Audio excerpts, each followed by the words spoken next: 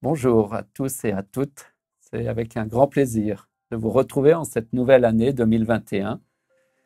Au nom de l'équipe pastorale, des anciens et du comité d'église, je voudrais vous souhaiter une belle et heureuse année 2021 sous le regard de Dieu.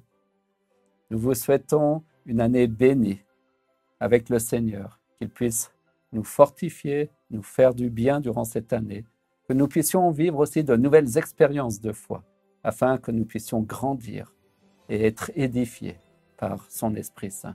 Que cette année soit une année de paix et de joie dans la présence intime du Seigneur. Et cette nouvelle année, c'est aussi l'occasion de faire un peu le bilan de l'année précédente. Et je laisserai Nicolas peut-être évoquer ce point. Merci. C'est vrai que l'année 2020 a été une année bien compliquée sur tous les aspects sociaux, les aspects communautaires, les aspects de notre vie d'église. Et c'est vrai que cette année de crise sanitaire nous a obligés à repenser nos liens, à repenser notre manière aussi de nous retrouver, notre manière de célébrer le Seigneur. Ça a été l'occasion aussi de devoir réinventer quelque part la notion de fraternité et de communauté. Et on aimerait tout spécialement vous remercier chaleureusement d'avoir été présent malgré tout. Lorsque nous avons ouvert, refermé, réouvert, refermé l'église, vous avez été là, vous avez créé du lien entre vous, vous avez aussi cherché à maintenir ce contact qui est tellement précieux et qui nous manque tellement. C'est vrai que l'année 2021 commence pas forcément mieux que ce qu'elle a terminé en 2020, mais nous avons bon espoir cette année que effectivement les choses puissent aller en s'améliorant. Ce que nous avons aussi fait en 2020, nous avons aussi initié des nouvelles choses, nous avons réfléchi à la vie d'église, nous avons repensé la stratégie, et c'est vrai que et ça a été présenté en assemblée administrative, parlé et évoqué la redéfinition en 3 pôles, et tout un travail qui va être initié dans le cadre de la commission de nomination et avec la nouvelle équipe que nous espérons vivement pouvoir mettre en place, travailler avec à partir du premier trimestre 2021. Et c'est vrai qu'il y a aussi un autre mot d'ordre que nous avions déjà initié en fin 2019, c'est se lever pour servir. Et là, Olivier, je pense que c'est une bonne occasion de reprendre ce sujet pour cette nouvelle année. Oui, effectivement. Nous vivons des temps qui me semblent importants, primordiaux, et plus que jamais, l'Église est une réponse à notre monde d'aujourd'hui, une réponse à cette crise que nous traversons, et plus que jamais, nous devons nous lever pour servir ce monde. Et le texte qui m'est venu à l'esprit est ce texte de Hébreux 11, qui parle de la lignée des héros de la foi. Et je crois que nous sommes tous appelés à être ces héros de la foi.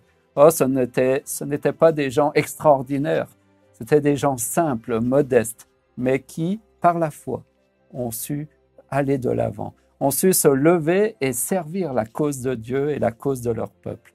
Et je voudrais juste reprendre quelques textes qui nous disent que par la foi, des gens, des hommes, des femmes se sont mis en mouvement.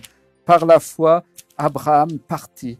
Par la foi, Noé construisait une arche. Par la foi, Moïse libéra le peuple de l'esclavage.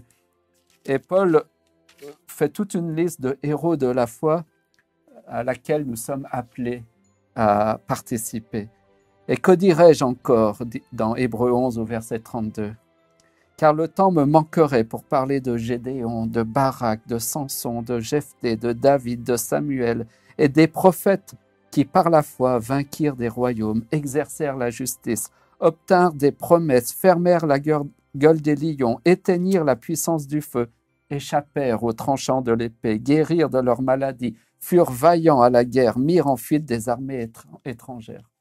Oui, en cette nouvelle année 2021, que nous puissions être ces vaillants héros de la foi qui se lèvent et qui se mettent en marche pour justement mettre en fuite les armées du mal, pour guérir les malades et pour obtenir les promesses du salut que le Seigneur nous a confiées. Je voudrais vous laisser cette bénédiction finale de l'apôtre Paul au chapitre 13, verset 20.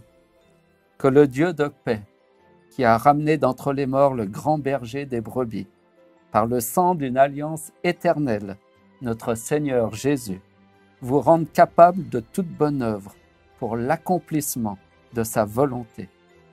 qu'il fasse en vous, en cette nouvelle année, ce qui lui est agréable par Jésus-Christ, auquel soit la gloire au siècle des siècles. Amen. Que Dieu vous bénisse.